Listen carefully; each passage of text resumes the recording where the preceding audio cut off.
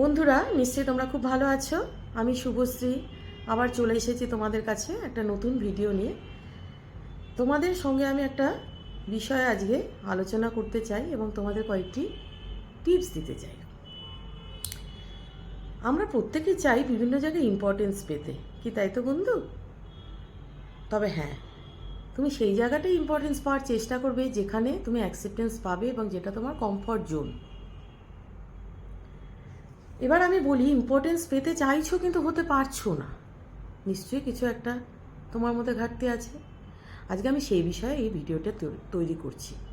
তোমরা ভিডিওটা মন দিয়ে দেখো এবং যদি তোমাদের খুব ভালো লাগে তাহলে তোমরা একটা লাইক দিও, কারণ তোমাদের লাইক ভীষণ জরুরি।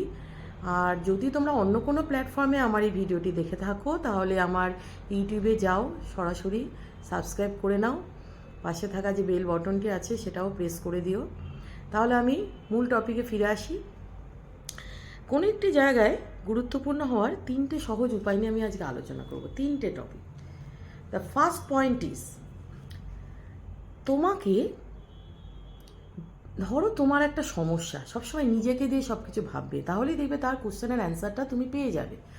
তোমার যে সমস্যা তুমি কারোর সাথে আলোচনা করতে গেলে, মানুষের ধর্মই তাই, যতক্ষণ তার প্রবলেম সে শেয়ার করতে না পারছে ততক্ষণ যেন তার ভাত হজম হবে না, কি এটা তাই তো?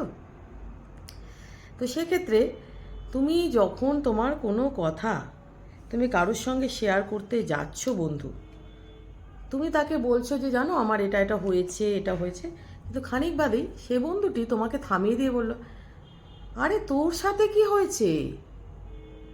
আমার সাথে তোর থেকে ভয়ানক কিছু হয়েছে। তোর বাচ্চার কি এমন হয়েছে? শোন না, আমারটা শোন। আমার বাচ্চা না সেদিন এটা এটা হয়েছিল। তোর শ্বশুরবাড়িতে কি হয়েছে? আমার শ্বশুরবাড়িতে এর থেকে ভয়ঙ্কর কিছু কাহিনী হয়েছিল, ইত্যাদি ইত্যাদি বলে সে নিজের কাহিনী শুরু করলো। তুমি কি বন্ধু নেক্সট টাইম তার কাছে আর কোনো কিছু শেয়ার করতে যাবে? অবশ্যই নয়। তাহলে বুঝতেই পারছো যে তোমাকে যদি কারো কাছে প্রায়োরিটি বা ইম্পর্টেন্স পেতে হয় তাহলে কি হতে হবে?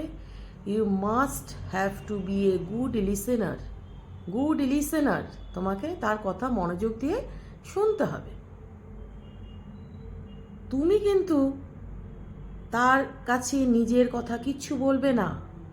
তার ভালো লাগা, তার মন্দ লাগা, সে কি খেতে ভালোবাসে, তাকে কোন জামাটা পরলে ভালো লাগে, তার পছন্দের রং কী, ইত্যাদি ইত্যাদি তার কাছ থেকে শুনে নাও। দেখবে সে যখন তোমাকে বলতে কমফর্ট ফিল করবে, তোমাকে সে খুব প্রায়োরিটি দেবে এবং তুমি আস্তে আস্তে তার কাছে ইম্পর্টেন্সই পাবে। তাই সেই ইম্পর্টেন্সই পাওয়ার জন্য তোমাকে কি করতে হবে? গুড লিসেনার হতে হবে এবং নিজের কথা বলা অবশ্যই চলবে না, তার কথা শুনতে হবে, তাকে প্রায়োরিটি দিতে হবে। সেকেন্ড পয়েন্ট, তুমি কিন্তু বন্ধু সহজলভ্য হবে না। তোমাকে ইম্পর্টেন্সই পেতে হবে মানে এই নয় যে তুমি তার কাছে খুব অ্যাভেলেবিলিটি দেখালে, তার কখন কি সমস্যা বা কোনো গ্রুপে তুমি আছো বা কোনো জায়গায় তুমি কর্মক্ষেত্র হোক বা পরিবারে হোক, তুমি তোমার অ্যাভেলেবিলিটি দেখাচ্ছ যে কেউ করছে না আমি করে দিচ্ছি। তো সেটা যদি তুমি করো বন্ধু, তুমি কিন্তু গুরুত্বপূর্ণ হতে তো পারবেই না, উল্টে তুমি তাদের কাছে খুব টেকেন ফর গ্র্যান্টেড হয়ে যাবে। ধরো আমি একটা সিম্পল এক্সাম্পল দিয়ে বোঝাই।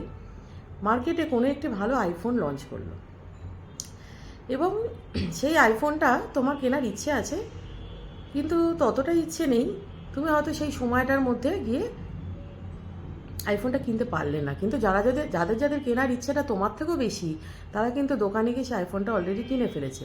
কিন্তু তুমি ভাবলে যে হ্যাঁ আমার এবার আইফোনটা কেনার দরকার আছে, আমি দোকানে যাই, গিয়ে কিন্তু তুমি শুনলে স্যার বা ম্যাডাম এটা না সেল হয়ে গেছে এবং এটার কোনো এডিশন এখন আর নেই।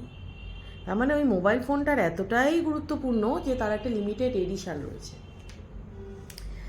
তো সো বন্ধুরা, আমি চাইছি তোমরাও সেই লিমিটেড এডিশন হও, তার মানে সহজলভ্য হয়েও না।